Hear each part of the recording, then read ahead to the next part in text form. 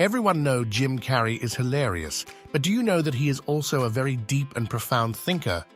His commencement speech at the Maharishi University of Management in 2014 is very inspiring.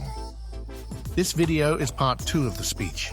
If you missed the first part, please find the link in the description below. Enjoy the video. I am at the top of the mountain, and I was, and the only one I hadn't freed was myself. And that's when my search for identity deepened. I wondered who I'd be without my fame. Who would I be if I said things that people didn't want to hear? Or if I defied their expectations of me? What if I showed up to the party without my Mardi Gras mask and refused to flash my breasts for a handful of beads? I'll give you a moment to wipe that image out of your mind. But you guys are so ahead of the game. You already know who you are. And that peace that we're after lies somewhere beyond personality, beyond the perception of others, beyond invention and disguise, even beyond effort itself. You can join the game, fight the wars, play with form all you want, but to find real peace, you have to let the armor go. Your need for acceptance can make you invisible in this world. Don't let anything stand in the way of the light that shines through this form. Risk being seen in all of your glory.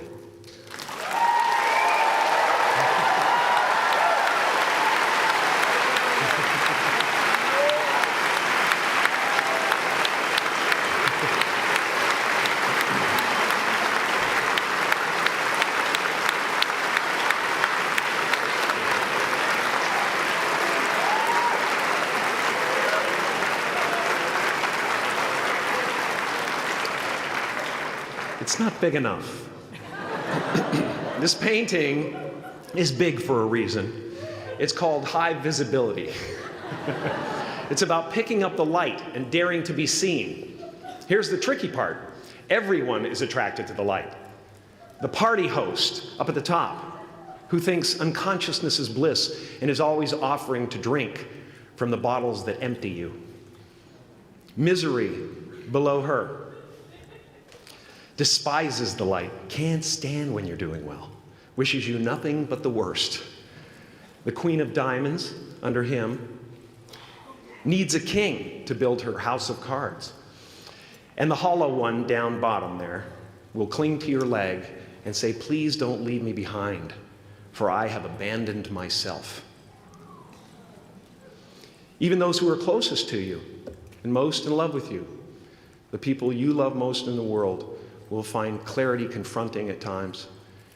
This painting took me thousands of hours to complete.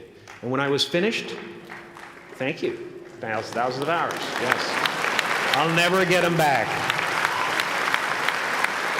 I'll never get them back. I worked on this for so long. I was weeks and weeks like a madman alone on a scaffolding.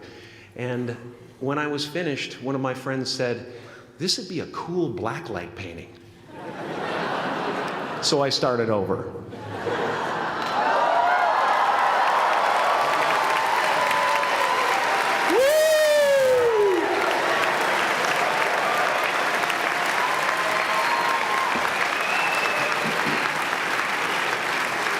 Welcome to Burning Man.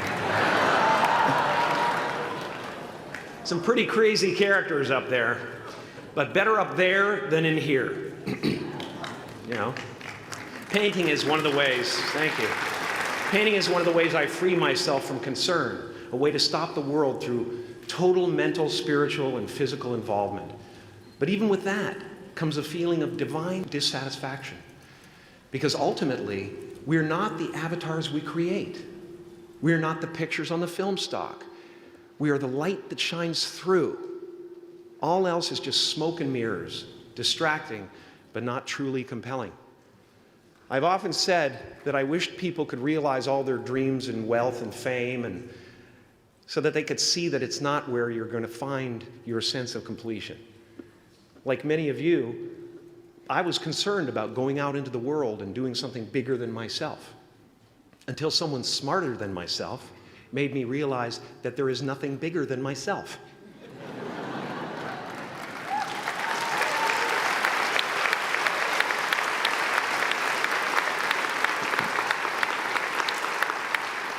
My soul is not contained within the limits of my body. My body is contained within the limitlessness of my soul. One unified field.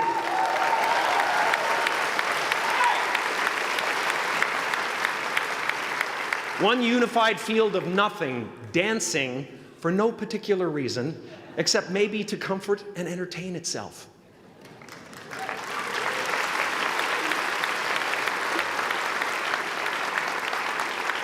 As that shift happens in you, you won't be feeling the world, you'll be felt by it. You'll be embraced by it.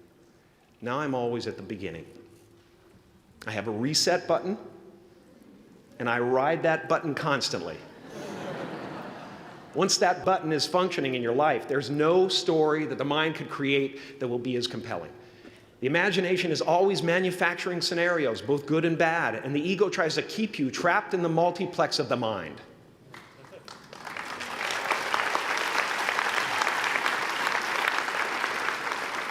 Our eyes are not viewers, they're also projectors that are running a second story over the picture that we see in front of us all the time. Fear is writing that script, and the working title is, I'll Never Be Enough.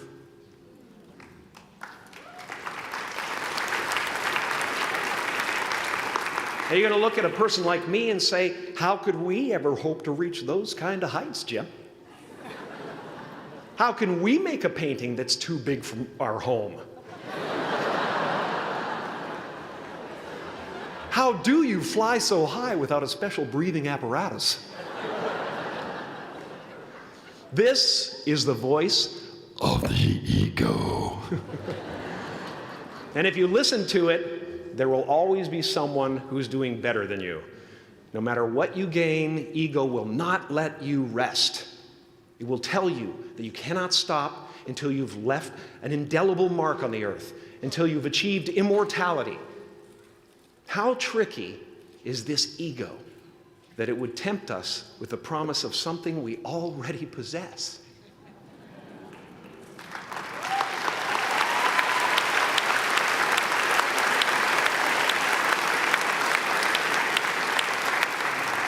So, I just want you to relax. You know, that's my job. Relax and dream up a good life.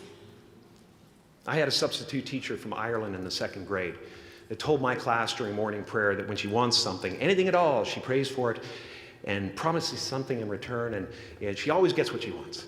Well, I'm sitting at the back of the classroom, you know, thinking, wow, my family can't afford a bike, you know. So I went home and I prayed for one. And I promised I would recite the rosary every night in exchange. Broke that promise. But 2 weeks later, I got home from school to find a brand new Mustang bike with a banana seat and Easy Rider handlebars. Yeah. From fool to cool. My family informed me that I had won the bike in a raffle that a friend of mine had entered my name in without my knowledge whatsoever. So that type of thing has been happening to me ever since. And as far as I can tell, it's just about letting the universe know what you want and working toward it while letting go of how it comes to pass.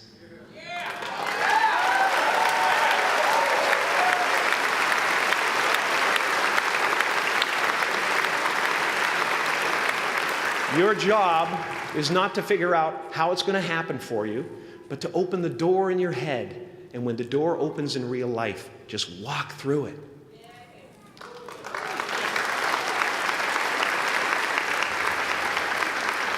And don't worry if you miss your cue, because there's always doors opening. They keep opening. And when I say life doesn't happen to you, it happens for you, I really don't know if that's true. I'm just making a conscious choice to perceive challenges as something beneficial so that I can deal with them in the most productive way. You'll come up with your own style. That's part of the fun. Oh, and why not take a chance on faith as well?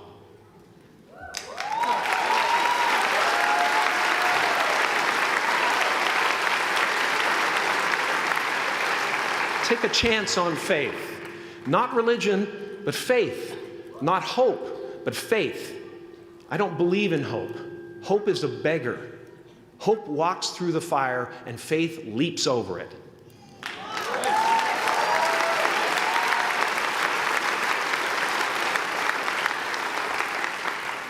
You are ready and able to do beautiful things in this world.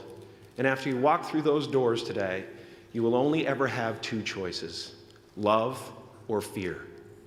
Choose love, and don't ever let fear turn you against your playful heart.